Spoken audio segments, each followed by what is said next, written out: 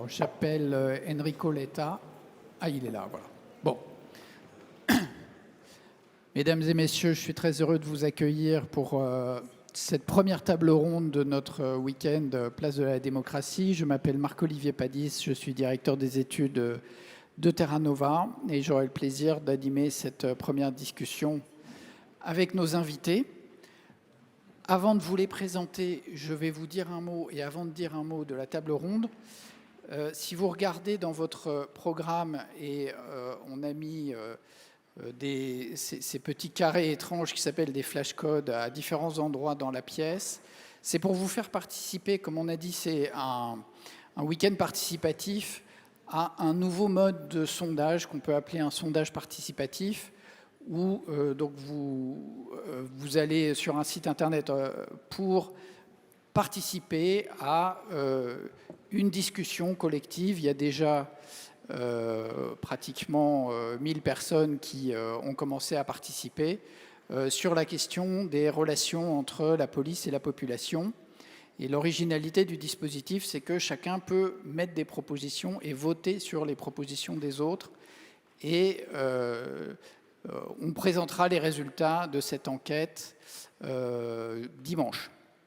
Voilà, donc n'hésitez pas à participer. Alors nous sommes là pour 1h30 pour cette première discussion sur les démocraties libérales en sursis. Nous allons faire en gros 1 heure de discussion avec les invités, puis vous aurez la parole ensuite. Il y a des jeunes, je crois, du Conseil nancéen de la jeunesse qui ont prévu d'intervenir aussi pour poser des questions à nos invités. Alors, je vais vous présenter nos invités. Alors, tout d'abord, Marie-Lise Léon, qui est secrétaire générale de la CFDT et que nous sommes très heureux d'accueillir. Enrico Letta, qui a été donc Premier ministre en Italie, on dit président du Conseil en Italie, député européen, et qui est aujourd'hui président de l'Institut Jacques Delors et qui a été chargé par le Conseil européen de rendre un rapport sur l'avenir du marché commun européen. À ma droite, Sylvie Kaufmann, qui est éditorialiste au Monde et qui va publier très prochainement, dans une quinzaine de jours, un livre sur l'histoire des relations entre les pays européens, particulièrement la France et l'Allemagne, et la Russie, qui s'appelle Les Aveuglés et qui paraîtra chez Stock. Et on aura déjà des éléments de réflexion là-dessus. Et puis, dernier invité, Bernard Guetta, qui est député européen, voix de radio, connu pour sa chronique sur les relations internationales à France Inter, qui a été donc député européen Renew Europe, qui a été vice-président de la sous-commission des droits de l'homme au Parlement européen. Alors, la question qui est posée sur les démocraties libérales sont-elles en sursis? Pourquoi se pose-t-on cette question? Si l'on regarde le nombre de démocraties dans le monde aujourd'hui, il y a des centres de recherche qui font des comptes là-dessus. Il ne faut pas s'attacher à l'unité près, mais avoir une idée générale. Ils considèrent que sur 167 pays dans le monde, il y a 23 démocraties véritables, 52 démocraties imparfaites, 35 régimes hybrides, un peu autoritaires, et 57 régimes vraiment franchement autoritaires. Et ce qui est inquiétant, vous voyez qu'on est loin d'avoir une majorité de démocratie, mais même la tendance n'est pas très bonne. Il y a de moins en moins de démocraties ou des démocraties de plus en plus imparfaites. Et d'ailleurs, ça a été théorisé par un certain nombre de responsables politiques. Je pense par exemple au président de la Hongrie, Viktor Orban, qui revendique la notion d'une démocratie illibérale. Qu'est-ce qu'il veut dire par là? C'est-à-dire un régime politique où les dirigeants sont choisis par l'élection, en tout cas formellement, où les partis de l'opposition n'ont pas toujours eu vraiment le temps de parole, où les médias ne sont plus complètement indépendants, mais enfin élection. Mais pour le reste, c'est-à-dire l'indépendance de la presse, l'indépendance de la justice surtout, l'indépendance d'une cour constitutionnelle autonome, tout ça est mis en question. Et donc, il y a véritablement, au sein de l'Europe même, dans des pays qui ont adhéré volontairement à un corpus de valeurs et à un système européen démocratique, une remise en cause du jeu démocratique dans toutes ses dimensions. Et donc c'est ça le sujet dont nous allons discuter maintenant avec vous. Et je vais commencer par poser la première question à Enrico Letta. Si vous voulez bien prendre le micro, je pense qu'il va marcher. Comment expliquez-vous finalement ces difficultés des démocraties libérales? Je crois que vous êtes assez frappé par le fait que les opinions sont de plus en plus polarisées dans les pays démocratiques. Qu'est-ce que ça veut dire, des opinions polarisées? Comment est-ce que vous voyez cette situation? Premièrement, merci à Terra Nova pour cette invitation que j'ai vraiment beaucoup appréciée. J'ai beaucoup d'estime pour ce que Terra Nova fait. Et merci au maire de Nancy pour cet accueil. Et c'est assez de parler dans cette salle si belle et élégante. Alors, je cherche de dire la mienne très rapidement en entrant dans les sujets. Et évidemment, je suis ravi de pouvoir écouter et échanger avec des personnalités comme celles qui sont autour de moi, Marie-Lise, Sylvie et Bernard. Alors, le point central de mon point de vue est le suivant. Depuis une quinzaine d'années, nos vies, toute notre vie, toutes les activités économiques, commerciales, la presse, le syndicat, les partis politiques, tout a été bouleversé par la technologie et surtout par le fait qu'on a dans nos mains, 24 heures sur 24, un ordinateur qui est plus puissant que celui qui a envoyé le premier homme sur la Lune. Et on l'a dans nos mains 24 heures sur 24. Et tout ça nous lie avec les autres dans des réseaux sociaux. Et tout ça a créé un mécanisme de désintermédiation qui a complètement bouleversé la vie quotidienne, qui a bouleversé l'économie, qui a bouleversé l'enseignement, qui a bouleversé la presse, qui est en train de bouleverser l'activité des syndicats et des partis politiques. Pourquoi? Parce que la désintermédiation est l'élément le plus évident. C'est-à-dire, on fait, nous tous, chacun, on peut faire les choses que, avant le smartphone, quelqu'un faisait à notre place. Et évidemment, tout ça, c'est pas seulement que quelqu'un le faisait à notre place, mais c'est surtout qu'il fallait du temps pour le faire. Alors qu'aujourd'hui, tout ça, ça se passe immédiatement. Et évidemment, ce que je dis est une chose simple et une évidence, on le sait tous très bien.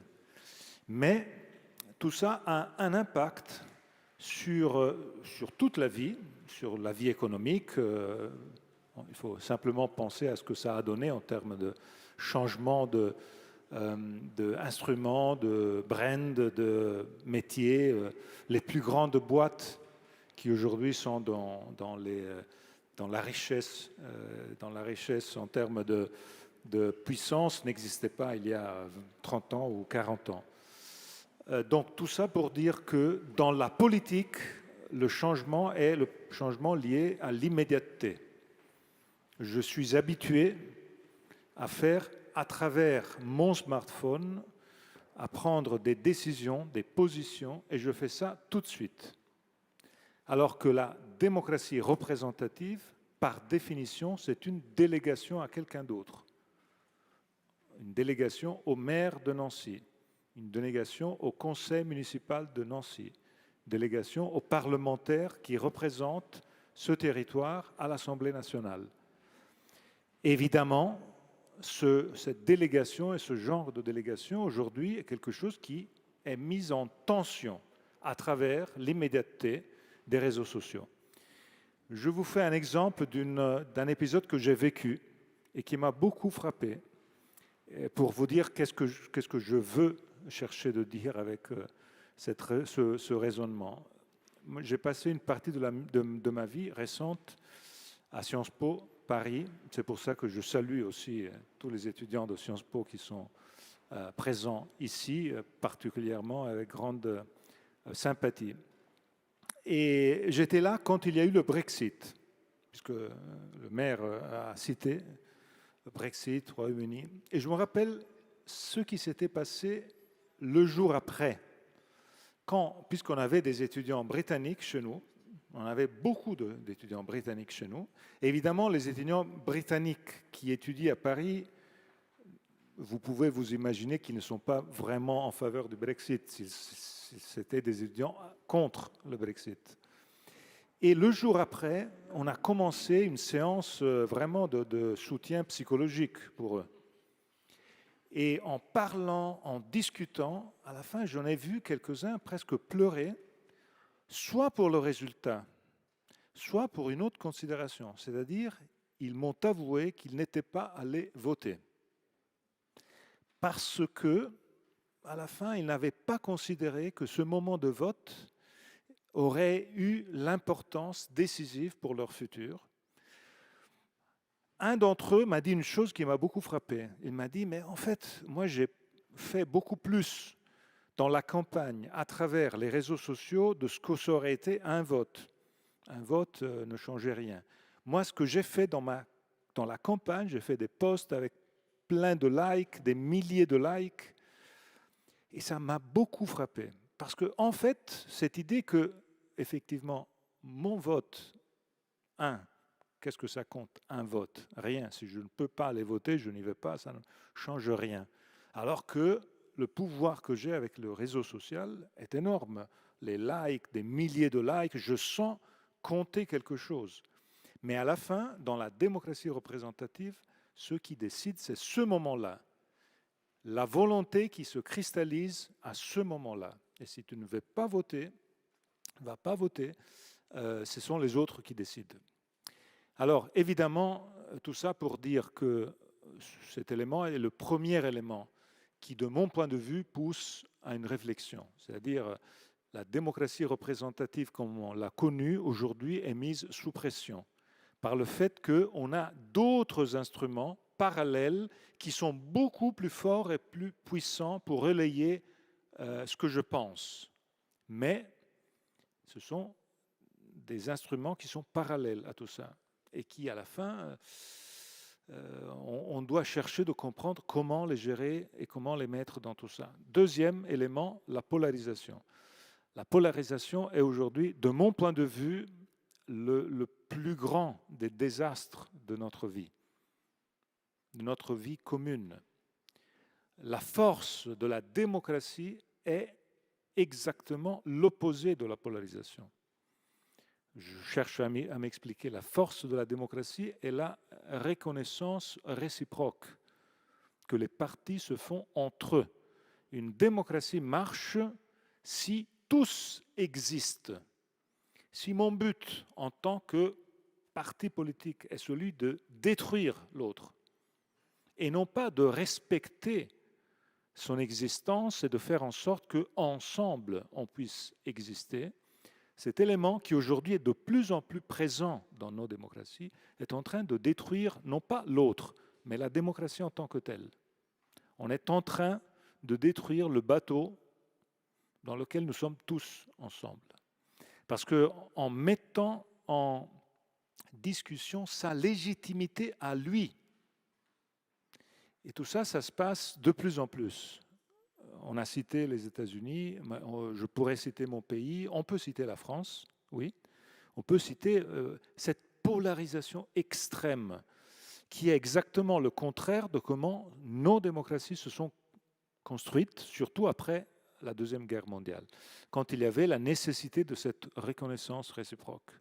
Ça, c'est donc le deuxième point. Et le troisième, et je termine là-dessus, j'ai reçu des chiffres intéressants sur combien de posts de Facebook ont été bannés par Facebook même dans les derniers temps, pays par pays.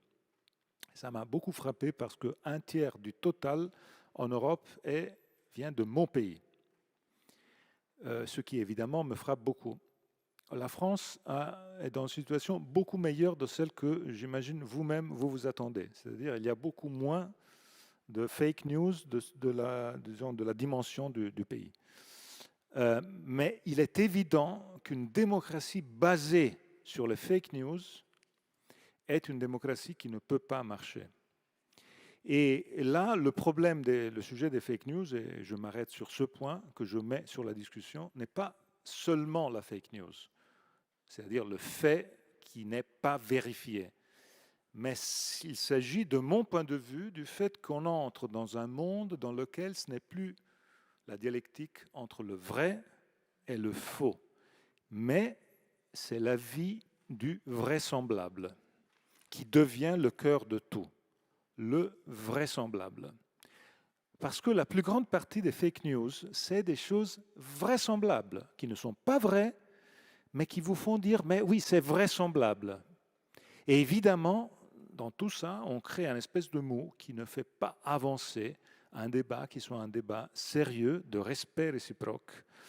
Et évidemment, dans tout ça, il y a un sujet dont je suis sûr que Bernard va parler, c'est-à-dire les démocraties libérales qui sont à l'intérieur de l'Europe. Parce que nous, les Européens, on donne des gages aux autres, on donne des leçons aux autres, mais à l'intérieur de l'Europe, on est en train de faire grandir des démocraties illibérales qui sont en train de détruire quelques éléments de l'état de droit. Donc voilà, je m'arrête là, mais je pense que tout ce qu'on peut faire pour comprendre que le problème existe est énorme et que si on veut sauver la démocratie représentative, il faut la changer, il faut la moderniser, il faut la rendre plus intéressante. Autrement, on va avoir des alternatives et ces alternatives vont être, je pense, évidemment beaucoup pires. Merci bien. Justement, on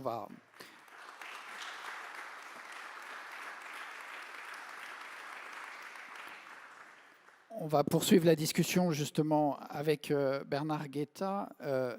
Ce que nous a décrit Enrico Letta, c'est des conditions fondamentales, notamment techniques, qui concernent tous les pays.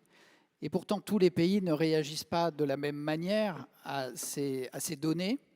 Et donc, vous avez vu au Parlement européen fonctionner beaucoup de pays.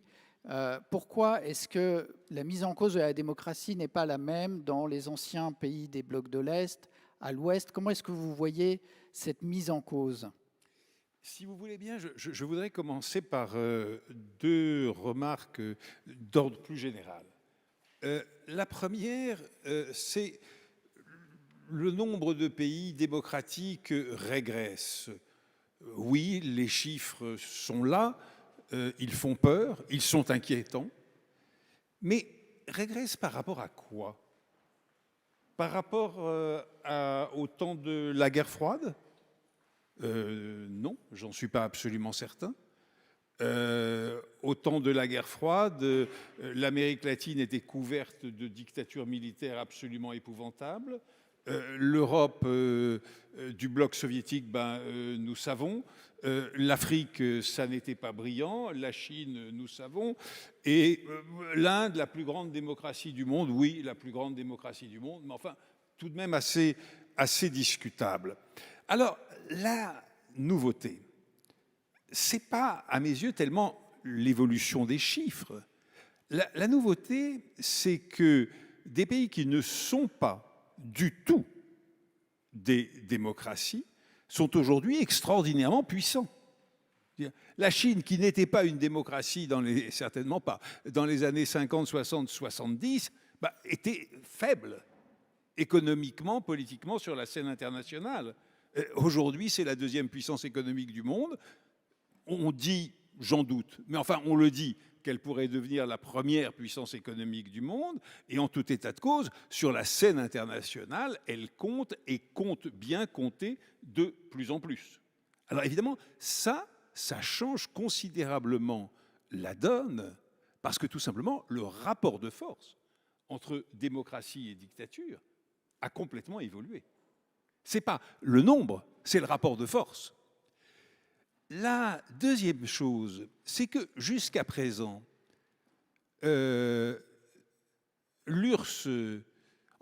jusqu'à présent, il n'y avait pas, ou très rarement, de régime qui mette en question directement la démocratie. l'URSS du temps de Staline se vantait d'avoir la constitution la plus démocratique du monde. D'ailleurs, quand on la lisait, c'était presque le cas.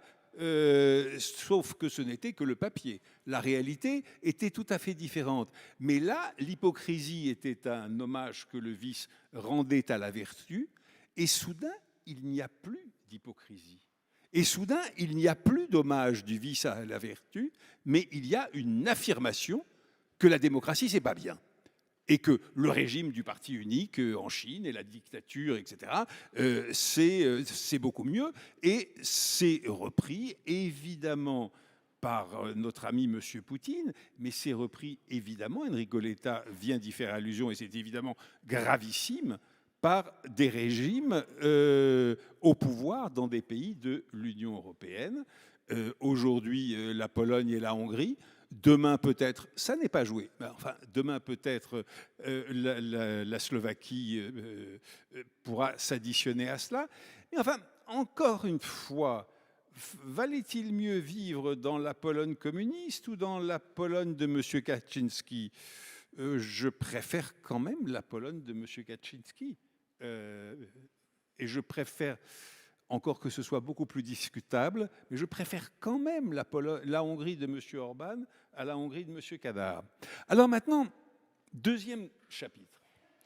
Pourquoi est-ce qu'il y a aujourd'hui une telle progression, non seulement de la contestation de la démocratie, mais des forces, je ne dirais pas de l'extrême droite, mais de nouvelles extrêmes droites, parce qu'elles sont nouvelles à bien des égards. Je vais pas rentrer là-dedans. Moi, je vois trois raisons. La première, c'est que, contrairement à ce qu'avait écrit un célèbre universitaire américain, la fin de la guerre froide n'a pas été la fin de l'histoire, mais le réveil de l'histoire. Durant la guerre froide, un nombre considérable de revendications nationales, de conflits entre des pays, de conflits historiques, était gelé par le grand conflit, le seul, le vrai, le conflit Est-Ouest, le conflit monde libre, bloc soviétique. On peut donner un exemple très, très, très frappant. Monsieur Kadar, en Hongrie, ne protestait pas contre le sort fait à la Hongrie à la fin de la Première Guerre mondiale. Aujourd'hui, M. Orban ne fait que cela. Les dictateurs militaires de la Turquie des années 50, 60 et 70 ne rêvaient pas, en tout cas pas ouvertement, de rebâtir l'Empire ottoman. M. Erdogan ne rêve que de ça et le dit. M. Poutine rêve de rebâtir. D'ailleurs, c'est très, très, très étrange que dans tant de pays africains jusqu'à présent, on l'admire, ou en tout cas on s'en revendique bizarrement, alors que la Russie de M. Poutine est quand même le dernier pays au monde qui veuille ouvertement reconstruire un empire colonial. Enfin bon, je ferme la parenthèse, mais c'est quand même très étrange. Et donc, ce réveil de l'histoire a favorisé l'émergence, ou plus exactement la réémergence, de forces nationalistes, agressives, extraordinairement réactionnaires au sens premier du terme, et donc de conflits nationaux. Prenons un exemple. Le Nagorno-Karabakh, je ne dis pas le Nagorno-Karabakh aujourd'hui, le Nagorno-Karabakh depuis la fin de l'Union soviétique. J'étais correspondant à Moscou, j'étais à Erivan au moment du début de ce conflit, à la fin 87, début 88, c'était spectaculaire. C'était le réveil de ces conflits nationaux. Maintenant, une deuxième raison, elle est plus difficile à aborder parce que ça ne vient pas à l'esprit immédiatement. Mais les pays qui triomphent au moment de la fin de la guerre froide, oui, ce sont les démocraties occidentales. Dans les démocraties occidentales, il s'est produit depuis les années 60 une chose fondamentale qui a été l'écroulement massif, spectaculaire, de la morale traditionnelle et de la religion. De la morale traditionnelle et de la religion. Et ces pays n'offrent pas au moment de leur triomphe mondial, n'offrent pas un modèle d'autorité et de morale. Non, pas du tout. Au contraire, il y a un vide, une grande interrogation. Il n'y a pas de morale de la liberté. D'ailleurs, il n'y en a toujours pas. Mais ça va poser un problème d'autant plus spectaculaire que pour beaucoup de pays, l'évolution des mœurs dans les démocraties occidentales, tout simplement, dépasse l'entendement. On ne peut pas comprendre, on n'entend pas, ça ne passe pas, et c'est absolument considéré comme fou, diabolique ou les deux. Et puis, regardez à cet égard l'insistance d'un Orban, mais surtout d'un Poutine sur l'homosexualité. Ces deux hommes dénoncent les démocraties occidentales comme Sodome et Gomorrhe, quoi. C'est simple, c'est Sodome et Gomorrhe et il faut les détruire. Il faut détruire Sodome, il faut détruire Gomorrhe. Et puis, dernier point, qui à mes yeux est le plus fondamental. Les pays d'Europe sortent du communisme, ils ne sont pas les seuls d'ailleurs, mais enfin bon, les pays d'Europe sortent du communisme et il y a, malheureusement à mes yeux, je n'étais pas du tout partisan de cette évolution, des thérapies de choc en Pologne, mais aussi en Russie et dans pratiquement tous les pays qui sortent du communisme. Le passage à l'économie de marché a été socialement parlant d'une violence absolument inouïe, qui n'est pas encore racontée, on n'en a pas véritablement une perception. Mais par exemple, en Pologne, la violence sociale a été telle de la thérapie de choc, c'est les Polonais qui inventent la thérapie de choc d'ailleurs, qu'au début des années 90, les Polonais rappellent les communistes au pouvoir par un vote absolument démocratique. Si ça ne dit pas quelque chose, qu'est-ce que ça dit? Monsieur Orban, aujourd'hui, évidemment, dénonce la thérapie de choc, dénonce en fait le capitalisme. Alors, en vérité, qu'est-ce qu'il fait? Il pratique la pire des formes de capitalisme, de la corruption, des prébendes, de la mafia, tout simplement, tout ce qu'on veut. Mais il dit qu'il est contre cela et il dénonce la brutalité sociale. Le PiS arrive au pouvoir en Pologne, qu'est-ce qu'ils font? Allocation familiale massive, 500 zloty par famille, maintenant on passe à 700 ou 800, je ne sais plus, pendant la campagne électorale naturellement. Et le PiS dit, mais vous voyez bien qu'il y avait de l'argent dans les coffres, et les libéraux bloquaient cet argent, ne voulaient pas le donner au pouvoir, etc. Mais ça a marché formidablement bien. Et j'ai un copain polonais qui me dit, mais Bernard, est-ce que tu te rends compte qu'au début du PiS, avec les 500 zloty par famille, on a vu des gens arriver sur les plages de la côte baltique pour la première fois. Pour la première fois. Et les politologues polonais ont dénoncé les libéraux au pouvoir avant le PiS, avec un très joli mot qu'ils ont inventé.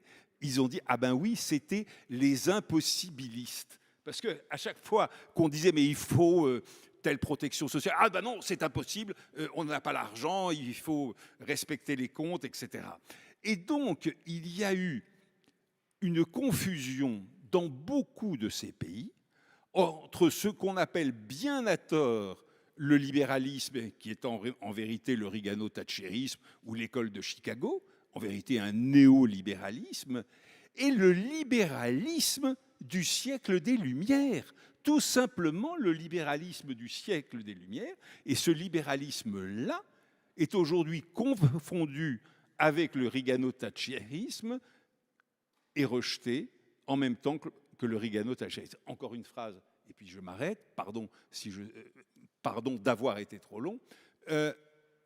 Il y a quand même une chose qu'il ne faut jamais oublier, c'est premièrement que ces thérapies de choc tellement violentes ont permis à ces pays, c'est la vérité, de faire un bond économique absolument spectaculaire et que les résultats sont là, quelle que soit la violence sociale, quelle qu'ait été la violence sociale. Et deuxièmement, il faut voir l'évolution sociologique et politique de ces pays.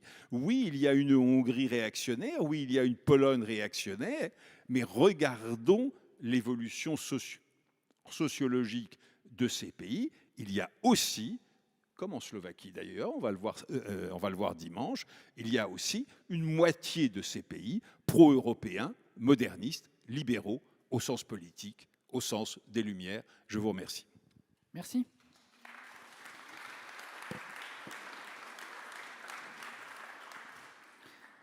Alors, tiens, prends le micro. Alors, Sylvie Kaufmann, Bernard Guetta nous a dit, en fait, ce qui a changé, c'est le rapport de force. Maintenant, il y a des pouvoirs autoritaires qui défient ouvertement les démocraties en disant vous êtes des décadents, vous n'êtes pas capables, vous êtes lâches, vous n'avez pas de valeur. Et donc, c'est un peu ce qui s'est passé avec la Russie, notamment, un discours très offensif, idéologique, anti-occidental, la décadence, l'athéisme. Comment on réagit, nos pays, par rapport à ce défi illibéral posé par ce type de régime?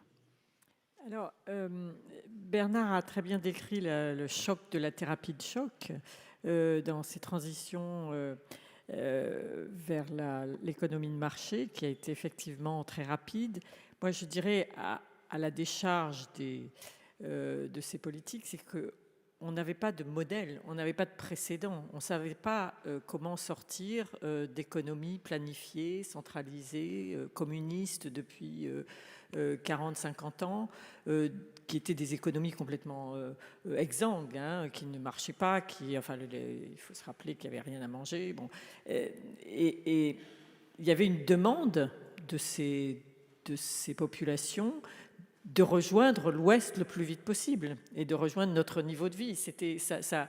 Il y avait vraiment, et les Polonais ont adhéré. Bon, ils ne savaient pas comment ça allait se passer, mais la population a adhéré politiquement à ces programmes au début. La Russie, c'est encore autre chose, parce que là, je pense que les gens n'ont pas vraiment donné leur avis, et ça s'est fait d'une manière extrêmement désorganisée. Par exemple, le processus des privatisations a été relativement bien mené en Pologne, et ça n'a pas donné lieu à une naissance à une classe d'oligarques, alors qu'en Russie, c'était vraiment un énorme problème, et dans d'autres économies socialistes aussi. Voilà. Et il y a une autre chose. Donc, si vous voulez, après, il a fallu qu'on s'adapte, mais je crois qu'on a ignoré effectivement ce problème et les conséquences de cette thérapie de choc, les conséquences sociales, la brutalité de ces transformations sur le corps social. On l'a sous-estimé. Après, il y a eu l'intégration dans l'Union européenne, ce qui correspondait aussi à un souhait, à une volonté de tous ces électorats et toutes ces populations. L'aspiration à rejoindre l'Union européenne était extrêmement forte. Et d'ailleurs, le niveau d'adhésion, même s'il y a énormément de critiques, le niveau d'adhésion à l'Union européenne est toujours très fort. Donc ça, c'est une donnée dont il faut tenir compte. Donc on a probablement, je pense, sous-estimé le coût économique et social de ces transformations aussi rapides. Et de la même manière, on n'a pas compris assez vite que les sociétés, alors tu as parlé des mœurs, que ces sociétés n'avaient pas vécu comme nous les années 50, les années 60, 1968, les années 70, les années 80. Par exemple, ils n'ont pas eu d'immigration du tiers-monde. Et donc, quand il y a eu cette vague d'immigration, de réfugiés et de migrants en 2015, il y a eu un choc énorme, et je pense que ça, c'est quelque chose qui a terriblement divisé l'Europe et dont on paye encore le prix. L'Allemagne a accueilli 1 million de réfugiés, mais après a dit il faut les distribuer au niveau européen. Et donc il y a eu une séance, notamment au Conseil européen, où Merkel, parce que ça devenait un sujet politique extrêmement grave. Je ne sais pas si tu étais au pouvoir à ce moment-là, Enrico. Non, c'était avant. Hein, oui. C'était un sujet extrêmement difficile politiquement à gérer pour Merkel, et donc il était très urgent pour elle de d'arriver à distribuer les réfugiés en Europe. C'était en 2015, il y avait, les Polonais étaient en campagne électorale. Donc c'était Donald Tusk qui était au pouvoir. Donald Tusk qui était au Conseil européen, déjà était président du Conseil européen, voilà, mais c'était son parti qui était au pouvoir en Pologne et qui était qui voyait que le PiS risquait de gagner les élections. Et les Polonais ont supplié Merkel de ne pas forcer cette redistribution par quota de réfugiés, parce qu'ils savaient l'effet que ça allait avoir sur leur campagne électorale. L'Allemagne a tenu bon parce que c'était l'Allemagne et que c'était elle la plus puissante dans le Conseil européen. Les Français se sont rangés derrière cette position allemande. Et je ne dirais pas que ça a coûté la victoire à l'opposition, enfin ceux qui sont maintenant dans l'opposition, mais ça leur a coûté certainement la majorité. C'est-à-dire que le PiS allait sans doute gagner les élections, mais n'aurait pas eu la majorité absolue et n'aurait pas pu. Ça a été un facteur énorme dans la campagne électorale. Voilà. Et donc le PiS, s'il n'avait pas eu la majorité absolue à ce moment-là, aurait sans doute pas pu mener les transformations qu'il a menées au rythme auquel elles ont été menées. Voilà, ce que je veux dire par là, c'est que notre méconnaissance et notre sous-estimation des effets de toutes ces transformations sur ces nouvelles démocraties, sur ces pays qui nous ont rejoints dans l'Union européenne, finalement nous a coûté cher à eux bien sûr, mais nous a coûté cher aussi à nous, Européens. Merci. On va revenir sur ces sujets dans la discussion, mais je voudrais donner la parole à Marie-Lise Léon. On va parler un peu plus de la France avec Marie-Lise. On a parlé dans la situation française aussi de déni de démocratie à propos, par exemple, de la réforme des retraites. Vous avez été aux premières loges de cette histoire puisque vous étiez à la coordination de l'intersyndicale à ce moment-là. Est-ce que vous pouvez revenir sur cet épisode pour nous dire un peu comment vous voyez les choses à ce sujet ? Avec plaisir. Bonjour à toutes et tous. Je me positionne, je remercie Mathieu Klein d'ailleurs de faire cette place à la démocratie sociale, qui est une démocratie à part entière, qui trouve plus ou moins sa place en bonne articulation avec la démocratie politique. Et je trouve que c'est aussi intéressant d'avoir cet éclairage. Et moi, je vais me positionner comme actrice de la démocratie en tant que responsable syndicale. Et je pense que échanger ensemble à cet épisode retraite ou séquence, comme vous voulez, je pense que la réforme des retraites dit des choses de notre démocratie française. Je vais pas rentrer dans tous les détails de l'histoire de cette réforme, mais reprendre peut-être le récit de ce que l'on pourrait appeler itinéraire d'une réforme des retraites tristement révélatrice de nos faiblesses démocratiques, parce que je pense qu'on a eu un exemple de difficulté, de responsabilité partagée. Et puis je pourrais, après avoir repris ces éléments, vous dire en quoi les corps intermédiaires doivent aussi assumer leurs faiblesses et en ce qui concerne le syndicalisme, sur quelle piste nous on travaille, puisqu'on n'est pas juste à essayer on n'est pas juste là pour se désespérer collectivement. Alors, le terrain sur lequel le contexte de cette réforme des retraites est déjà un peu particulier, puisqu'on est 2022 après une élection présidentielle dont la campagne est quand même assez étrange, avec le climat bien entendu pesant de la guerre en Ukraine, d'une succession d'élections en France où il y a eu quand même une baisse de la participation.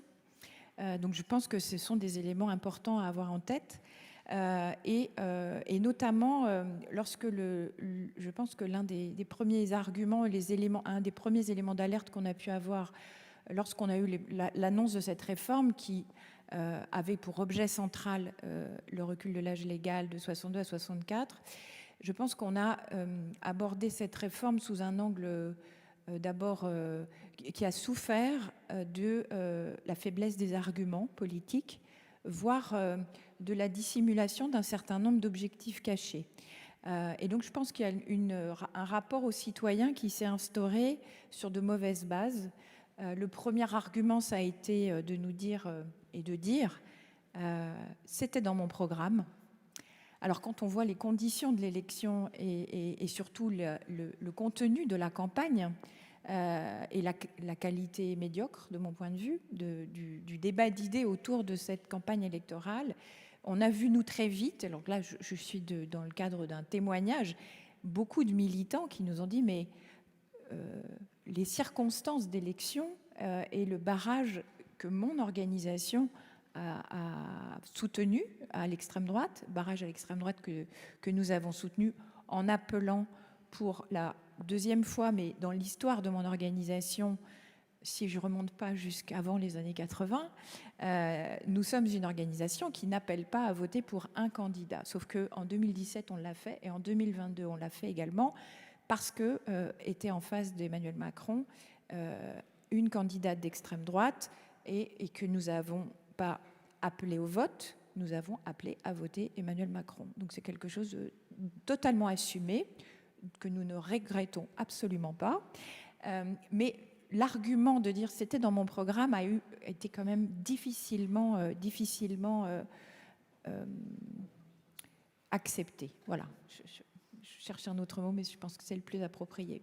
Donc ça, c'est un sujet, ça a été un sujet de crispation parce qu'il n'était pas question de concertation initialement. Donc on a convaincu le gouvernement et le président de la République qu'une réforme de cette ampleur ne pouvait pas juste passer par ce qui était initialement prévu, un amendement au projet de loi de finances de la sécurité sociale. Et donc une concertation a eu lieu, une concertation qui a élégamment essayé de passer dans un couloir où il y avait un éléphant que tout le monde a contourné, qui était la question du financement. Et que la question principale et l'objectif, quand je parle d'objectif caché, c'était un objectif budgétaire. Et donc, dans le cadre de la concertation, le financement n'a pas été abordé, c'est-à-dire les autres solutions et les alternatives à ces reculs de l'âge légal qui auraient permis de trouver des solutions à la pérennité financière du régime général. Donc, c'est, je pense, une deuxième difficulté, outre l'argument du premier, de dire c'était dans la campagne. Ensuite, on parle de tout sauf du sujet qui fâche, qui est en fait l'objet même de cette réforme. Ça a donc été aussi un deuxième sujet, un deuxième objet de crispation qui a, je pense, beaucoup porté préjudice à la confiance dans la parole publique. Et puis, donc ça c'était le 10 janvier, on est donc au démarrage d'un mouvement social historique. Je ne sais pas si on a encore suffisamment de recul pour se rendre compte de ce qu'ont été ces mobilisations par alors leur nombre en termes de 14 mobilisations. Ce sont des millions de personnes qui se sont déplacées et qui étaient... et on ne va pas rentrer dans le débat si c'est nous qui comptions ou les forces de l'ordre, mais on est quand même sur des niveaux de mobilisation inégalés. Ce qui a été, moi je pense, le plus remarquable, c'est l'ancrage territorial et des villes de 5000 habitants qui organisaient aussi territorialement leur propre mobilisation, manifestation, ce qui n'avait jamais été vu depuis les années 70. Donc, et face à cette mobilisation sans précédent, je reprends volontiers le terme qu'a évoqué Mathieu Klein tout à l'heure, tous ces manifestants, dans les cortèges, parlaient des retraites, ils étaient là pour ça, mais très vite on parlait du travail. Et la question de la reconnaissance de son travail, la reconnaissance de ses difficultés, de son envie de bien faire son travail et de l'incapacité, en fait, à continuer de travailler jusqu'à 64 ans. Et quand au cours de ces 6 mois, nous n'avons eu aucun contact avec les organisations, j'allais dire patronales, c'est mon prisme syndical, avec le gouvernement, ce qui a fait totalement halluciner nos homologues syndicaux européens, avec qui nous étions en contact régulièrement et qui nous disaient « mais bon, vous avez bien eu un coup de fil, vous avez bien eu une rencontre, même pas officielle, à nous vous pouvez le dire ». Bon, pas de son, pas d'image. Et donc, le terme qu'a évoqué Mathieu, je crois, tout à l'heure, c'était la question de la considération. Très vite, en fait, ce sentiment d'être, non pas, même pas écouté, mais un peu méprisé, a très, très vite alimenté les rangs, ou en tout cas, c'est de ce sujet dont il était question dans les rangs, de cette mobilisation. Ensuite, donc, le débat s'est ouvert à l'Assemblée. Nous avons, poursuivi, nous avions pas pour objectif, mais nous avions comme envie que le débat se fasse à l'Assemblée nationale, avec le fameux article 7. Les forces politiques n'ont pas joué ce jeu-là, n'ont pas souhaité. Voilà,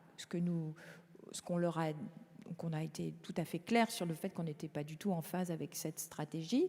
Et puis, ce qui a, de notre point de vue, plutôt accru la défiance. Et puis, il y a eu le fameux 49.3, dont je ne dénie absolument pas, pour le coup, le caractère démocratique, puisque c'est un levier tout à fait légal.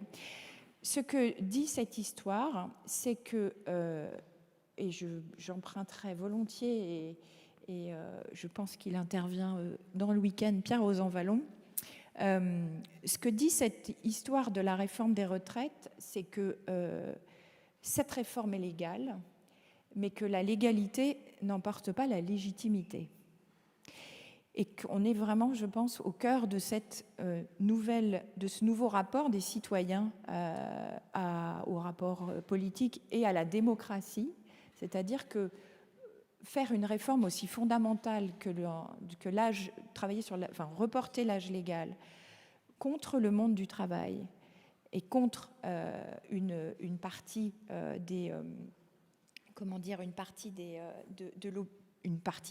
une bonne partie de l'opinion publique, ça c'est quelque chose qui, je pense, laissera des traces. Alors pour mon organisation, contrairement à ce qui a pu être dit, nous ne sommes pas dans la revanche, parce que voilà, la question est qu'on tire les fils de cette question des retraites en nous axant sur le travail. Ça fait partie de notre boulot de syndicaliste. Ça nous laisse néanmoins extrêmement inquiets sur l'état de notre démocratie et du coup de ce rapport à la démocratie et à l'exercice de la responsabilité dans une démocratie qui, je pense, ne peut pas se limiter à l'élection et qui a au cours d'un mandat des allers-retours, un besoin de sentir, d'avoir des capteurs et de voir comment notre démocratie fonctionne entre ces 5 ans, selon la durée du mandat. Je pense que c'est extrêmement important. Merci. Et du coup, je ne vous ai pas...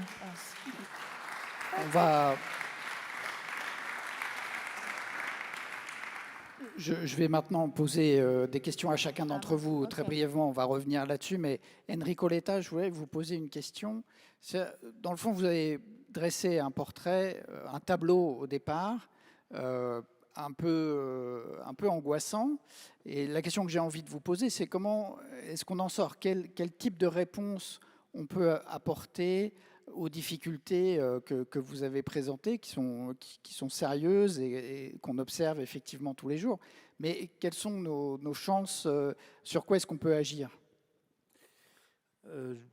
Premièrement, tout ce que fait Terra Nova dans ce domaine et tout ce que dans la possibilité de rendre la démocratie participative quelque chose de sérieux, d'important et de mon point de vue très très important, fondamental. Au niveau européen, ça est en train de prendre pied. Il y a eu la conférence sur l'avenir de l'Europe qui a été un élément très important avec une participation des citoyens. Mais je me concentrerai là sur un point qui est proche et qui est le point des élections européennes. Parce que moi, je vois là un grand risque dans tout ça. Et le grand risque que je vois est un des éléments essentiels pour donner de la force à la démocratie est le fait qu'on appelle les gens à voter et que le vote soit considéré comme quelque chose d'important. Alors le risque des élections européennes, c'est un risque depuis toujours, est qu'on on vote, mais en fait, le vote n'a pas vraiment d'influence sur ce qui se passe en Europe. Et là, je pense que c'est un point clé de mon point de vue. Quelle est la question clé du vote? Moi, je vote dans ma ville de Pise. J'aime mon maire, je vote pour lui. Je ne suis pas content de comment les choses marchent, je vote pour quelqu'un d'autre. Dans ma région, la même chose. Au niveau national, c'est la même chose. Mon vote a une conséquence. Le vote aux élections européennes risque de ne pas avoir ce lien avec quelque chose qui se passe, d'un côté ou d'un autre. On risque d'avoir un vote sur lequel, à la fin, la chose qui compte est de voir le soir du vote si on a eu une majorité de gens qui ont participé au vote ou pas. Alors que le sujet soit la participation au vote, c'est bien, mais ça ne peut pas être le seul sujet. Donc, mon point à moi est que pour la vie européenne, avec l'importance que l'Europe a aujourd'hui, il est fondamental qu'on entre dans un système dans lequel le vote au Parlement européen soit un vote qui a une conséquence sur le choix des dirigeants européens. On ne peut pas avoir, de mon point de vue, comme on l'a eu pendant trop de temps, un choix de président de la Commission européenne, par exemple, qui est un choix qui n'est pas lié à mon vote comme citoyen. Moi, je vote et je veux savoir si mon vote va dans une direction d'une Europe d'un type ou d'une Europe d'un autre type. Si ce n'est pas le cas, le grand risque qu'on a, c'est qu'à la fin, on puisse dire l'Europe, c'est un lieu où on ne sait pas vraiment qui décide, comment et pourquoi. Donc moi, je pense que là, il y a un fondamental lien à faire. Je sais que c'est un sujet sensible et je sais qu'en France en particulier, il y a un débat sur ça très fort et très important. Mais moi, je pense que c'est fondamental que le vote aux élections européennes soit un vote qui a une conséquence sur une Europe d'un type ou d'un autre. Parce que la légitimité des décisions européennes est quelque chose qui ne peut pas être lié seulement, je le dis avec force, aux décisions du Conseil européen, c'est-à-dire de l'ensemble des gouvernements européens. Les gouvernements ont une importance, mais le choix direct des électeurs au moment des élections européennes a une importance, de mon point de vue, même majeure. Et on ne peut pas laisser le choix des dirigeants européens seulement au débat entre les chefs de gouvernement ou les présidents de la République. Je pèse mes mots, mais je dis que ce point est essentiel. Je ne suis pas en train de dire, je spécifie, que le choix du Conseil européen n'est pas légal. Il est évidemment légal, il est légitime et tout. Je suis en train de dire autre chose, c'est-à-dire que l'Europe est devenue tellement importante dans nos vies, dans les vies d'une communauté locale, dans la vie d'une usine, d'une activité économique, le lien avec les choix européens est tellement important que la légitimité des dirigeants européens ne peut pas être une légitimité de troisième ou de deuxième ou troisième niveau parce qu'ils ont été choisis par les chefs de gouvernement. Non, ce n'est pas suffisant. Il faut que le citoyen participe à ce choix. Il faut qu'il y ait une façon pour faire en sorte que le citoyen participe. Mais je le dis pour une chose très simple, et je termine là-dessus. Ça, c'est la clé de la démocratie. Si dans ma ville, je ne suis pas content de comment vont les choses, moi, j'ai voté dans ma ville. Il faut que je reconnaisse que si je n'ai pas voté pour le maire qui a gagné, il faut que je dise, bon, la majorité des gens ont choisi le maire et maintenant c'est à eux de défendre ce qu'il a fait. Moi, je n'ai pas voté contre lui, mais j'étais minorité. Et en même temps, si je n'aime pas ce qu'il passe dans ma ville et j'ai voté pour le maire, moi, il faut que je dise, bon, je me suis trompé, je veux changer, mais j'assume la responsabilité que je me suis trompé dans mon vote.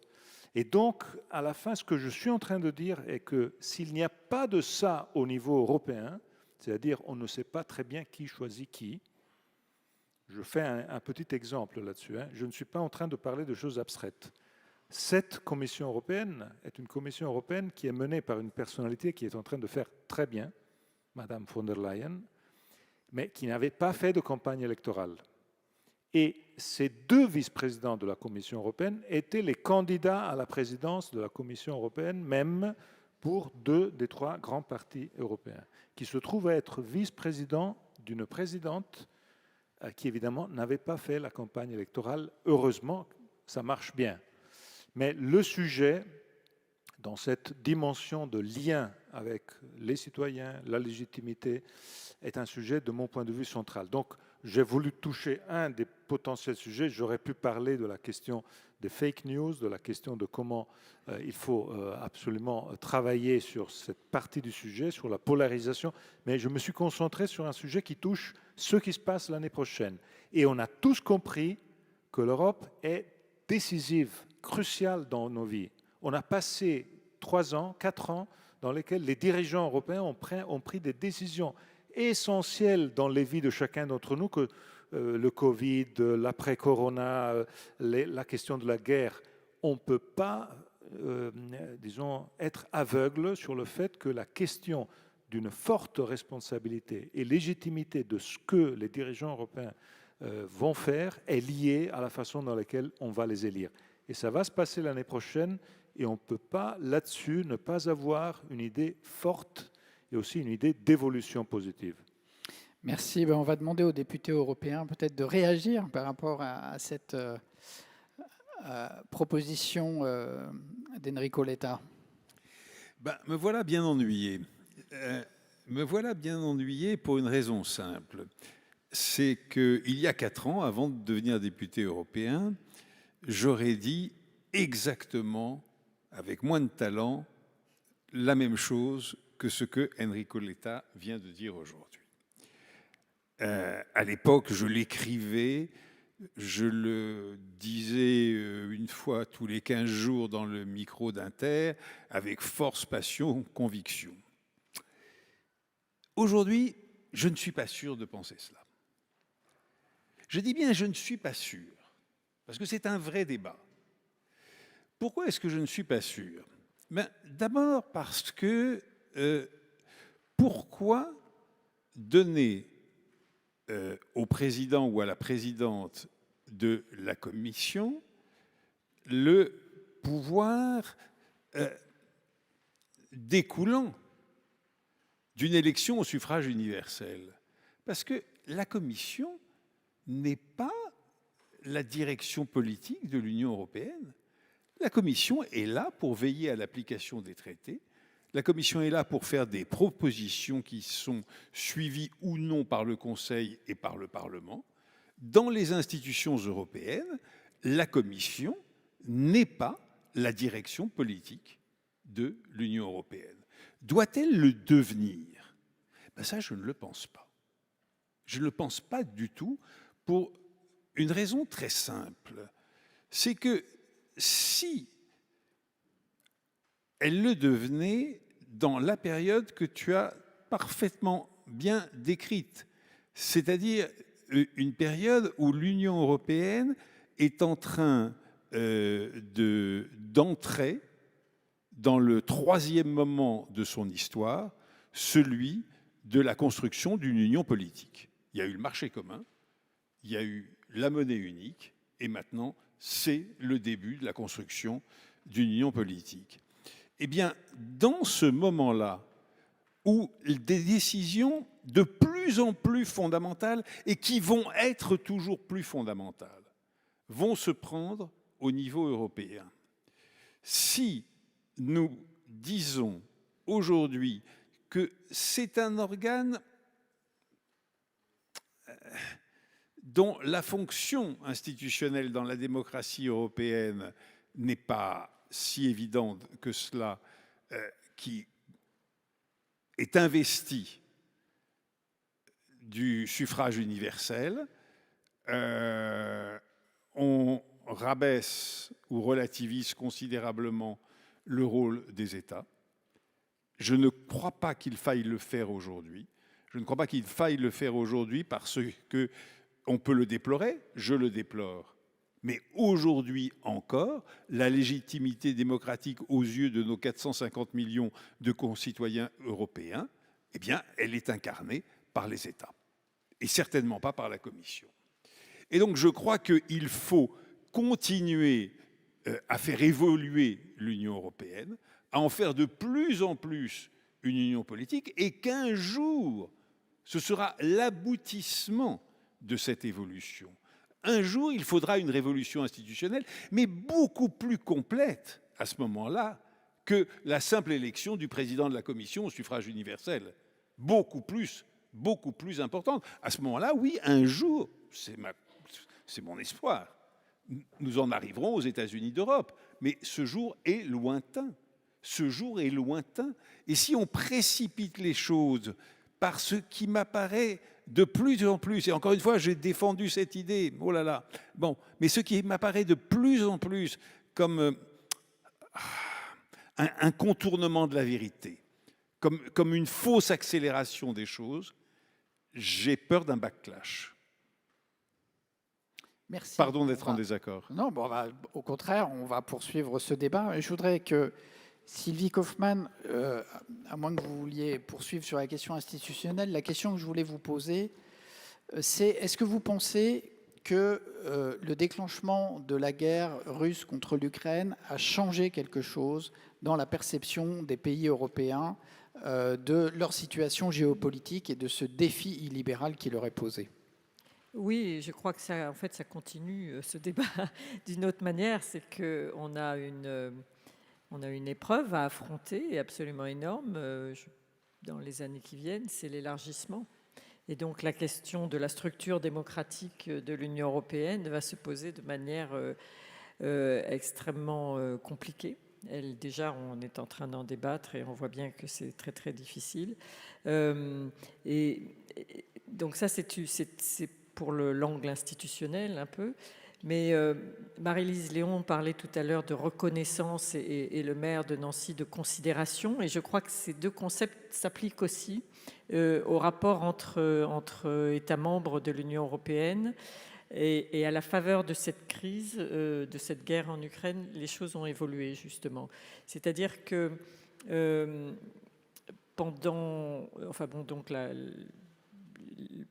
première vague d'élargissement aux pays d'Europe centrale, c'était 2004. Et nous, les anciens États membres, on a manqué de considération pour ces nouveaux pays membres. Et on le paye aujourd'hui, en fait, parce que si on les avait écoutés davantage, alors c'est vrai que certains, on a parlé d'Orban, c'est difficile de les écouter tout le temps parce que ce qu'ils ont à dire n'est pas toujours très plaisant, et puis certains ont une activité d'obstruction aussi assez importante. Mais dans l'ensemble, à l'exception d'Orban, ils avaient un discours sur la Russie et sur la menace que ça représentait et sur ce qui nous attendait et sur le fait qu'on ne devait pas fermer les yeux sur toutes ces tendances qui étaient sous nos yeux mais qu'on ne voulait pas voir. Leurs avertissements étaient très clairs, mais on manquait vraiment de considération et on ne les a pas écoutés du tout. Voilà, et il s'est avéré que finalement, avec cette invasion de l'Ukraine, on s'est aperçu que c'était quand même eux qui avaient raison de nous avertir. Donc je crois que là, on est... Alors moi, j'achète pas vraiment cette théorie du basculement du centre de gravité vers l'Est.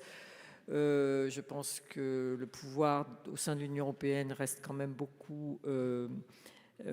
appartient toujours beaucoup à ceux qui ont les cordons de la bourse quand même. Donc il y a des puissances, l'Allemagne, la France, l'Italie les Pays-Bas restent quand même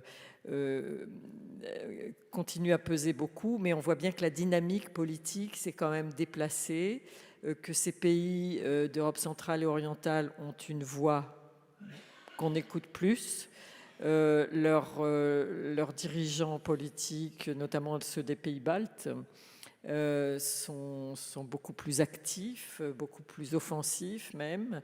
Et donc, dans cette problématique qui va se mettre en place de l'élargissement, il est évident qu'il va falloir les écouter beaucoup plus, oui. Et le rapport sera sans doute plus égalitaire, je pense.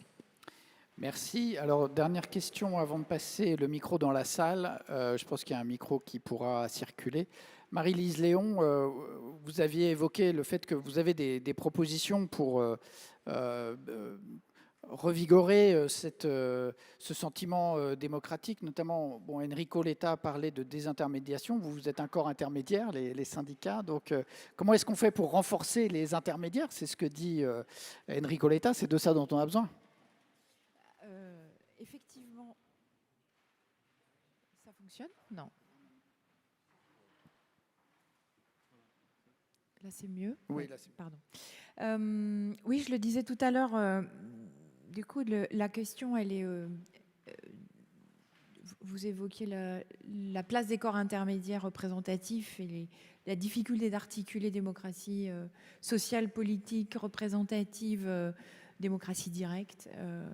Je pense que dans le monde complexe dans lequel on vit aujourd'hui, avec les outils numériques qui transforment les relations entre citoyens, les relations politiques, les relations de travail, je pense que chaque démocratie a une nouvelle place à prendre.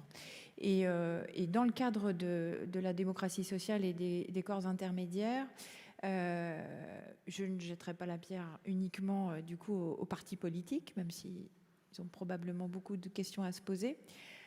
Côté syndical, nous, on a fait une enquête il y a 1 an à peu près qui s'appelait Parlons engagement, où on a touché à peu près 30 000 personnes, où on a clairement posé la question du qu'est-ce que vous attendez du syndicalisme et en quoi il doit se renouveler.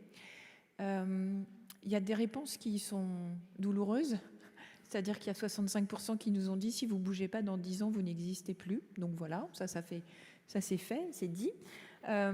Et la question, du coup, elle est, on est une force syndicale qui est puissante. On recueille des milliers de voix aux élections, à la fois dans le secteur privé et le secteur public. Je pense on fait partie des rares organisations qui, à la fois des sympathisants par le vote, mais aussi des adhérents qui cotisent, qui sont plusieurs centaines de milliers. Et pour autant, on a des choses sur lesquelles il faut qu'on s'améliore. C'est la question de mieux représenter la diversité de ce qu'est aujourd'hui le monde du travail. On a aujourd'hui des champs... alors, on est plutôt implanté dans tous les secteurs professionnels, mais je crois qu'il y avait une étude qui nous avait indiqué que 90% des travailleurs, donc là je dis travailleurs au sens... quel que soit le statut de l'emploi, 90% des travailleurs ne rencontrent jamais un seul syndicaliste au cours de leur carrière professionnelle. Alors, il y en a que ça arrange, mais je pense que ça nous indique qu'on est insuffisamment implanté et trop éloigné, notamment de ceux qui en ont le plus besoin. Paradoxalement, les gens se syndiquent quand ils arrivent dans une stabilité de l'emploi, alors que... tout le temps où ils vivent un parcours du combattant d'insertion vers l'emploi, ils n'osent pas, ou ils ne veulent pas, ou ils ne savent pas qu'un syndicat peut leur être utile. Donc ça, c'est un des sujets sur lesquels on travaille, bien entendu. On a aussi la question des modalités de travail. On est beaucoup trop en silo, et moi je pense que l'avenir du syndicalisme, c'est cette capacité d'ouverture au reste de la société civile. C'est ce que l'on fait avec le pacte du pouvoir de vivre. On est parti à 19 organisations, on est 60 aujourd'hui. On a essayé de se compter, mais et ce qui est intéressant dans ce pacte, donc qui fait des propositions concrètes sur les enjeux de transition écologique, des enjeux démocratiques, de justice sociale et de services publics. Et on a 42 groupes locaux dans lesquels les citoyens peuvent s'investir et mener des actions concrètes. Ce qui est intéressant dans ce pacte, c'est qu'on a à la fois donc on a des associations de protection de l'environnement, nous comme organisation syndicale, des associations de lutte contre la pauvreté, des associations pour le logement, enfin une diversité qui ont et du coup une diversité aussi d'engagement dans l'ensemble de ces structures. On a nous des adhérents, des sympathisants, certains ont des abonnés, d'autres ont des militants, des bénévoles, et c'est d'une richesse incroyable. Et donc ça c'est un axe sur lequel on souhaite pouvoir continuer de travailler, parce qu'au-delà, moi je suis convaincue, et ça rejoint l'enjeu démocratique, au-delà du pouvoir de vivre, il faut développer le pouvoir d'agir. Et le pouvoir d'agir, c'est comment, à mon échelle, je peux, et donc ça peut être à une échelle extrêmement locale ou un peu plus éloignée, pouvoir m'investir. Parce que moi, je lis beaucoup les enjeux démocratiques avec les enjeux d'émancipation. Et en quoi l'engagement permet de transformer la vie, d'obtenir des résultats concrets, mais aussi de se transformer soi-même. Et l'un des enseignements de par l'engagement, c'est qu'on entend beaucoup les syndicalistes dire que c'est difficile, et ça l'est, mais c'est quand même sacrément une belle expérience. Donc renforcer ce pouvoir d'agir, c'est un des axes prioritaires pour mon organisation, de pouvoir continuer de travailler sur. Merci beaucoup. Alors, on va passer aux questions de la salle. Je ne sais pas s'il y a des jeunes du Conseil nancéen, des jeunes qui voulaient poser des questions, mais enfin, vendredi, ils sont peut-être soit au lycée, soit en train de faire leurs études. Donc, on va prendre des questions. Il y a un micro qui circule. Vous pouvez lever la main, monsieur, voilà, pour qu'on vous fasse passer le micro. Allez-y, on va prendre peut-être même plusieurs questions, donc n'hésitez pas à vous manifester. Merci beaucoup, Claude Odez. Je voudrais revenir sur la petite controverse entre M. Letta et M. Guetta. Et mon impression est que le drame de l'Europe, c'est qu'ils ont tous les deux raison. C'est-à-dire que les futures élections européennes manquent en fait d'une forme d'incarnation. C'est-à-dire qu'on va élire des gens, comme le dit M. Letta, dont on ne sait pas très bien exactement qui ils sont, ce qu'ils vont faire, etc. Pourquoi ne pourrait-on pas imaginer l'élection d'une sorte de président de l'Europe, un président de l'Europe qui n'aurait peut-être pas tous les pouvoirs exécutifs, bien entendu, mais qui aurait une forme de légitimité institutionnelle, peut-être pas comme les présidents de la République, de la 4e République qui inauguraient les chrysanthèmes, mais comme par exemple le président de la République italienne, qui, s'il n'a pas de pouvoir exécutif, a un pouvoir assez important sur le plan des institutions. Et voilà, je ne sais pas ce que vous en pensez, moi. Merci beaucoup pour cette question très, très pertinente au regard du débat. Peut-être on va demander à nos deux invités de réagir tout de suite. Enrico Letta. Ou alors, oui, on peut prendre d'autres questions. Ça vous laissera le temps de réfléchir. Alors, au fond. Oui. Et puis, madame sur la gauche, là. Ah, il y a quelqu'un qui a déjà un micro. Oui, excusez-moi, jeune homme. Allez-y. Je ne vous ai pas vu, pardon. Bonjour, merci. Cette question s'adresse surtout à Enrico Letta. On dit souvent que l'Italie est un laboratoire politique de ce qui se passe en Europe. Aux dernières élections législatives, la coalition de Giorgia Meloni, qu'elle a nommée Centrodestra, centre-droite, avec la Lega de Matteo Salvini et Forza Italia, qui ne sont pas des partis vraiment de centre-droit, hein. Je pense qu'on peut le dire, a été élu largement face au parti démocratique, qui a changé sa direction. Voilà, j'ai eu la chance de rencontrer Elly Schlein à Mantova cet été, et je voulais vous poser la question, est-ce que le Parti démocratique quelle leçon a-t-il tiré en fait de cette défaite et surtout du repli et la disparition de la gauche en Italie? Merci. Merci. Alors, il y a quelqu'un au fond. Oui, allez-y. Bonjour. Moi, ma question portait plutôt sur le terme de démocratie libérale.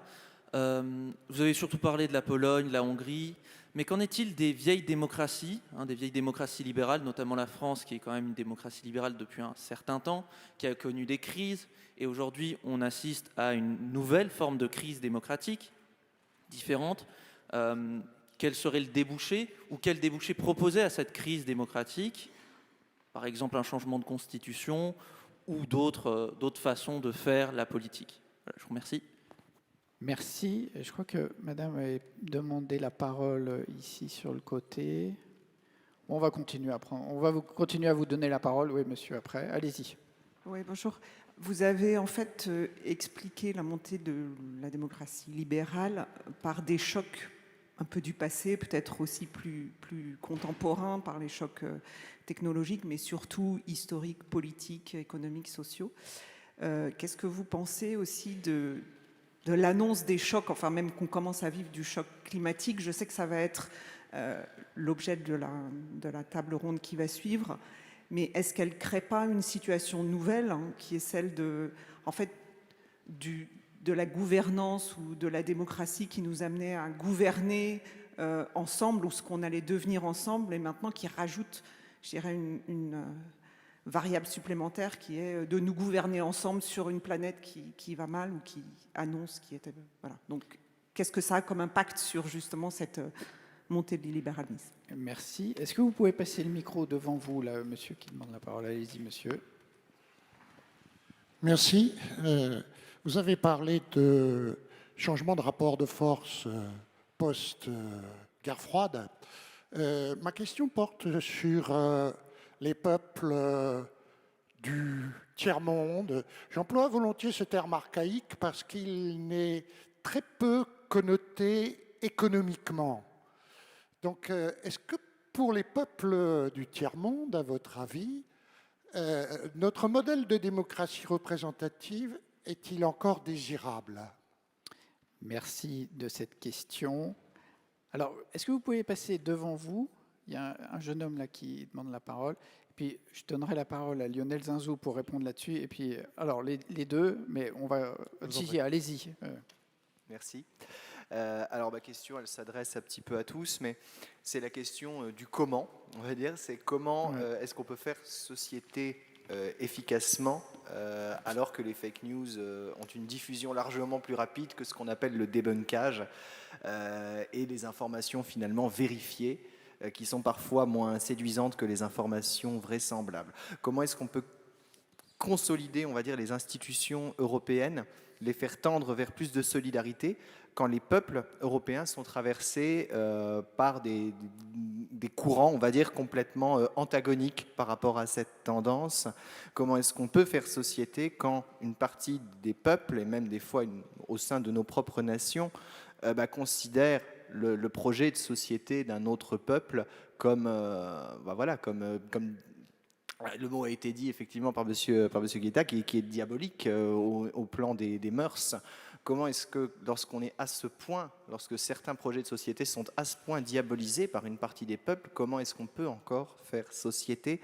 Je pense que voilà, il y a une partie qui est les espaces de société un petit peu plus traditionnels, on va dire, comme les corps intermédiaires qui sont parfois dévoyés, notamment par les pouvoirs, par l'exécutif actuellement. Les anciens modes de sociabilisation peuvent marcher, mais comment est-ce qu'on peut les rendre plus efficients pour faire société ensemble et contrecarrer ces tendances? Voilà. Merci. Allez-y. Une question pour tout le monde également. Vous parliez de la dévitalisation des corps intermédiaires et de la désintermédiation. Quid de l'apparition d'un nouvel intermédiaire que serait l'intelligence artificielle et de son impact sur la démocratie? Merci. Merci. Alors, est-ce qu'on peut donner le micro à Lionel Zinzou? Parce que, ici devant, Lionel va répondre à la question de monsieur sur est-ce que tout le monde a envie de notre démocratie? Oui, alors j'ai plaisir à revenir à ce que j'ai essayé de dire au tout début, dans l'accueil. Mais la démocratie sociale qui a été évoquée par Madame Marie-Lise Léon, c'est une aspiration qui a beaucoup de raisons d'être quand même universelle. Défendre son pouvoir d'achat, au-delà de cela, défendre son pouvoir de vivre, défendre des valeurs d'égalité. Plus on est dans un pays pauvre, plus on est dans un pays où l'inflation alimentaire d'aujourd'hui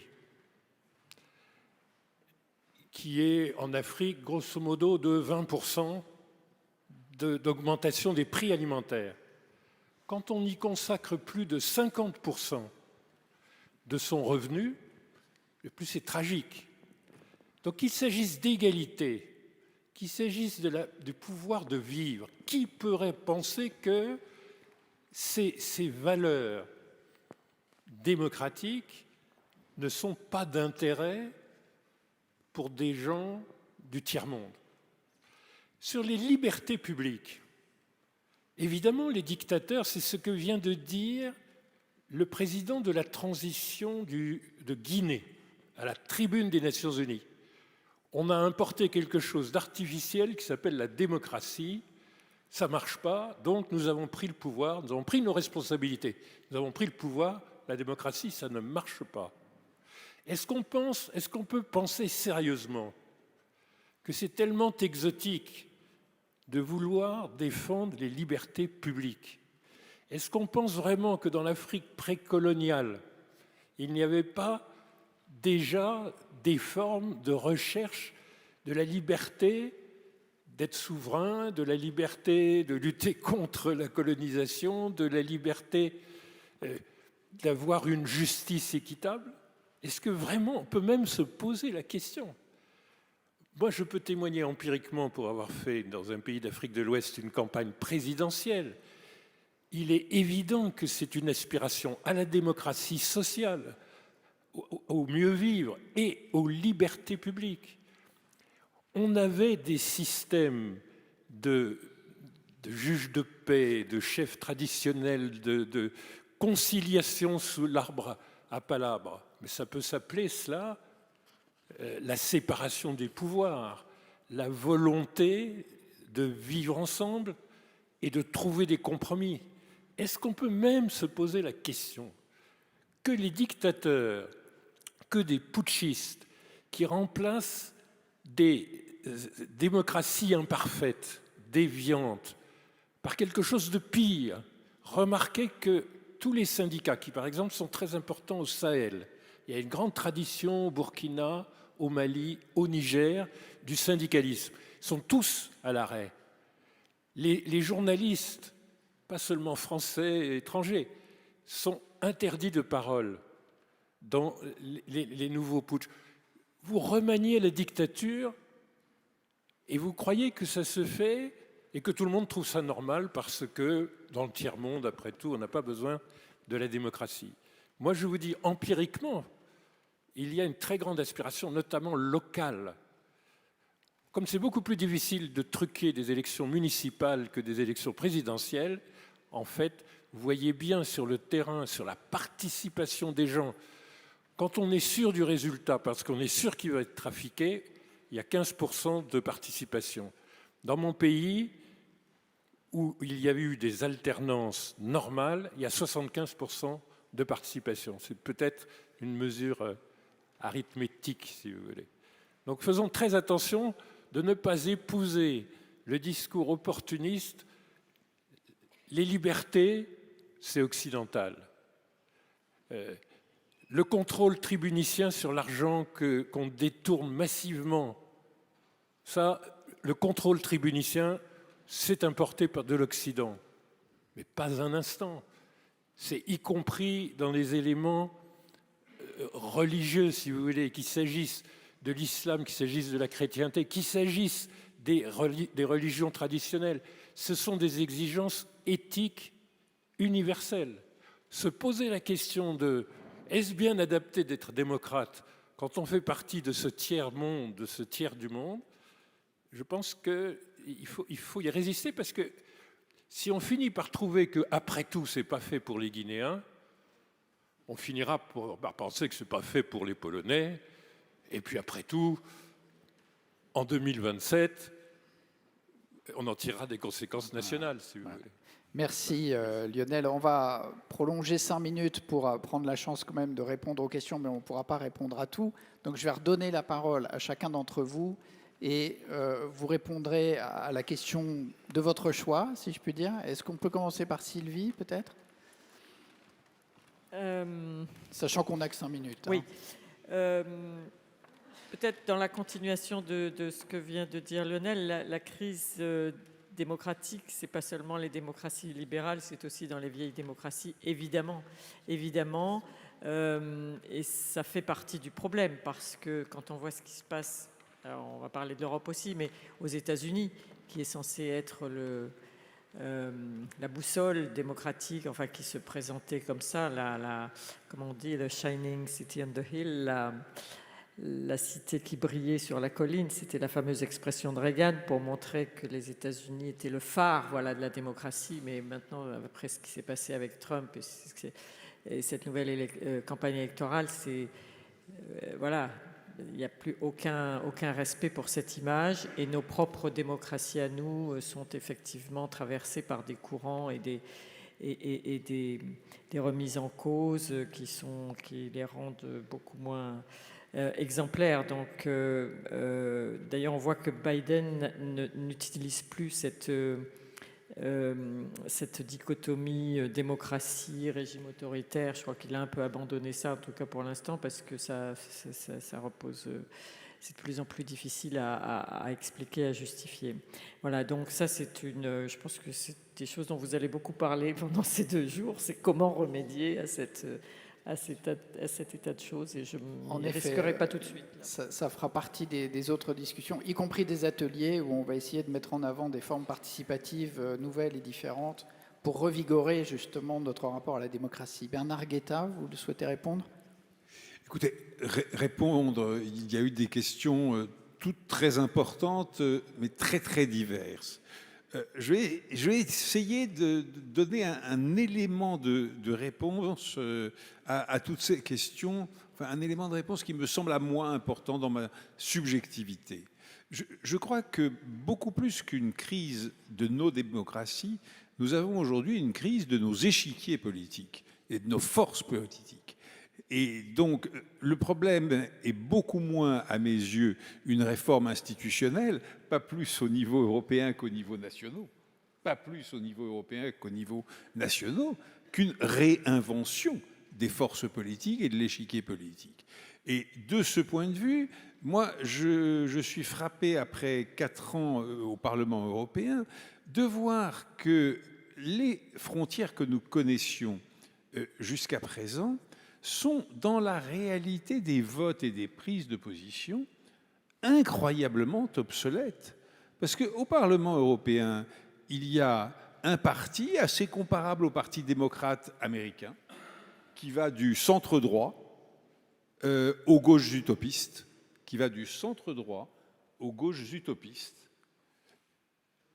dans lequel on retrouve naturellement les centristes, les écolos et les sociodémocrates. Et d'autre part, des droites dures qui ne rêvent que d'une seule chose, de s'allier aux nouvelles extrêmes droites pour former un bloc. Et c'est là qu'est la frontière. Et moi, je vois très très bien dans les prises de position, les discussions de couloir, mais aussi tout simplement les élans de sympathie, la possibilité de se parler ou de ne pas se parler. La frontière, ce n'est pas le PPE et le groupe social-démocrate. Ce n'est pas Renew ou les écolos. C'est une partie du PPE, j'ajouterais une partie de Renew, qui est tout aussi divisée que le PPE en vérité, une partie des sociodémocrates, une toute petite partie de ce qu'on appelle au Parlement européen de left, la gauche, mais il y a quelques personnes, oui, bien sûr, contre une partie du PPE, une partie de Renew, parfois une partie des sociodémocrates, et évidemment les 2 formations de l'extrême droite au Parlement européen. Et donc, cette véritable coupure d'aujourd'hui, moi je souhaite qu'on en prenne conscience aussi au niveau national, et qu'un jour au Parlement européen, puis, et donc au niveau européen, puis sur les échiquiers nationaux, on arrive à cette vérité de la politique au XXIe siècle. Et véritablement, si on veut mettre un nom, il y a un parti trumpiste mondial Parce que qu'est-ce que c'est qu'Orban si ce n'est un Trump? Qu'est-ce que c'est que monsieur Robert, excuse-moi, le Slovaque, Fico, en Slovaquie, si ce n'est un Trump local? Qu'est-ce que c'est que monsieur Morawiecki en Pologne, etc., etc. Oui, tous ces gens-là sont des Trump, modèles, idéologie, etc. Et puis, de l'autre côté, eh bien, il y a ce qu'il faut bien appeler les libéraux, non pas du tout au sens Reagano-Thatcherien, mais au sens XVIIIe siècle, la matrice de la liberté, les Lumières. Merci. Enrico Letta, je vous laisse réagir aussi aux questions de la salle.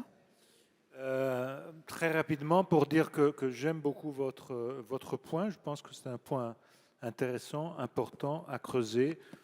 De mon point de vue, on n'échappe pas à la question de la légitimité de comment là où les personnalités plus importantes aux manettes en Europe doivent être dans une relation de choix des citoyens.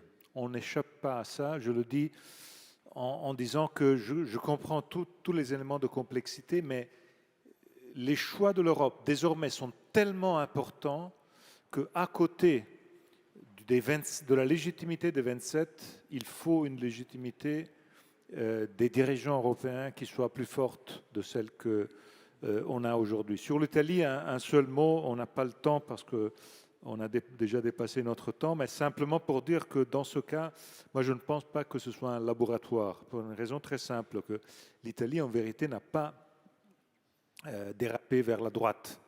Si on regarde les sondages, l'Italie reste un pays avec les mêmes, disons, équilibres politiques de hier. La seule raison pour laquelle il y a eu un résultat comme celui qu'on a vu, c'est qu'on a un système électoral majoritaire à un seul tour. Donc le centre-droit s'est mis ensemble et le centre et la gauche n'a pas réussi à se mettre ensemble. On peut discuter des heures sur les raisons pour lesquelles ça s'est passé, mais c'est ça, à la fin, le point. Et donc, il n'y a pas une dérive à droite de l'Italie. C'est qu'une partie a fait un choix, l'autre partie n'a pas réussi à faire le choix. Et donc, avec cette loi électorale, c'est la droite, le centre-droite qui a gagné. Mais le point sur la transition écologique est très important. Très important, mais vous allez en parler dans d'autres tables rondes. Mais je vais terminer sur un petit épisode personnel pour vous dire ce que je pense de l'importance de la politique des partis politiques. Et je pense ça m'a fait écho à ce que Marie-Lise a dit de l'importance du syndicalisme, du monde associatif, de faire les choses ensemble. Dans le monde d'aujourd'hui, l'individualité est devenue de plus en plus titillée par la force des réseaux sociaux, la visibilité, tout ce qui est dans la désintermédiation. Moi, je pense que la politique a vraiment besoin d'une sélection qui soit la sélection aussi de la vie politique, de la vie des partis politiques, de la vie. Ça donne la possibilité de ne pas se prendre trop au sérieux, ce qui est, de mon point de vue, fondamental pour ceux qui font de la politique. C'est-à-dire, tu fais de la politique, tu es au top niveau, puis tu descends parce que tu as perdu, et puis tu peux remonter, tu peux redescendre, mais il est fondamental de se voir comme on est. Moi, j'ai un petit épisode, 30 secondes, pour raconter comment j'ai appris ça. J'ai appris ça avec ma première candidature. J'étais très jeune, j'étais candidat sans aucune chance d'élection, mais j'étais très convaincu du fait d'être candidat. Pour moi, c'était quelque chose d'important. Donc j'allais dans les communes les plus petites de ma province, la province de Pise, et je me rappelle le premier discours dans une grande place où il y avait pas beaucoup de gens parce que la place était très petite. La commune était une commune de 500 habitants dans une colline de Toscane, très belle. Si vous y allez, vous allez aimer. Ça s'appelle Monteverdi Marittimo. Et évidemment, ce n'est pas sur la mer, parce que chez nous, on appelle Marittimo ce qui est dans la colline. Ben ça, je n'ai jamais compris pourquoi on fait ça. Et donc j'arrive à 6h30 de l'après-midi, on avait ce discours, et j'avais préparé mon long discours, et le maire de cette petite commune de 500 habitants vient à ma rencontre, et ils avaient été obligés d'organiser cette rencontre avec ce candidat totalement inconnu. Alors je lui demande, moi j'ai préparé mon discours, combien de temps je peux parler? Et le maire m'a dit, ah non, toi tu es le candidat, donc toi tu peux parler, tu peux prendre tout le temps que tu veux. Nous, à 7h, on va dîner. Alors là, tu comprends tout de suite où est le pouvoir, et toi tu penses avoir le pouvoir, mais à la fin le pouvoir c'est des électeurs, point. Marie-Lise, est-ce que pour répondre à quelques-unes des interpellations? Moi, je choisirais... Si, c'est bon. Il y a beaucoup de choses qui ont été évoquées. Moi, je terminerai par, même si c'est traité dans une autre table ronde à laquelle je ne serai pas, je suis convaincue que les enjeux d'intelligence artificielle, de numérique et de transformation écologique sont les défis auxquels on va devoir faire face et que nous n'y ferons pas face sans démocratie.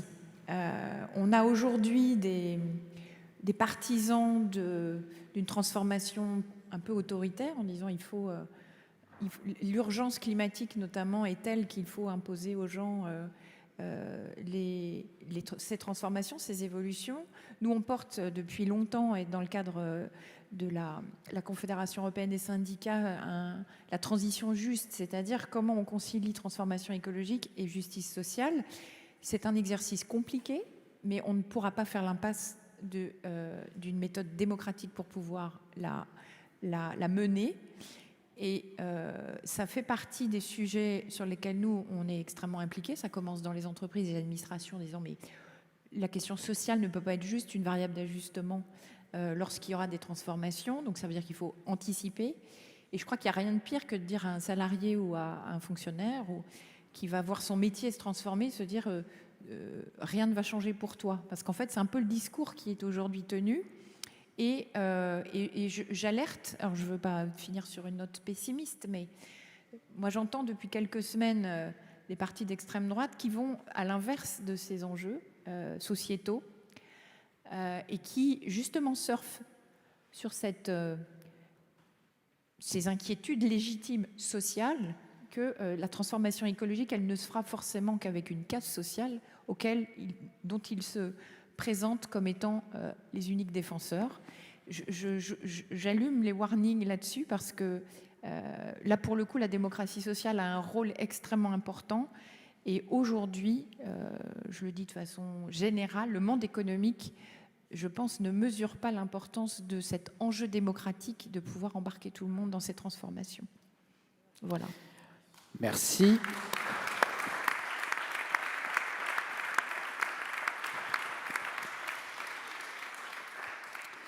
Donc, je vous remercie, nos invités, d'avoir été présents. Merci à vous.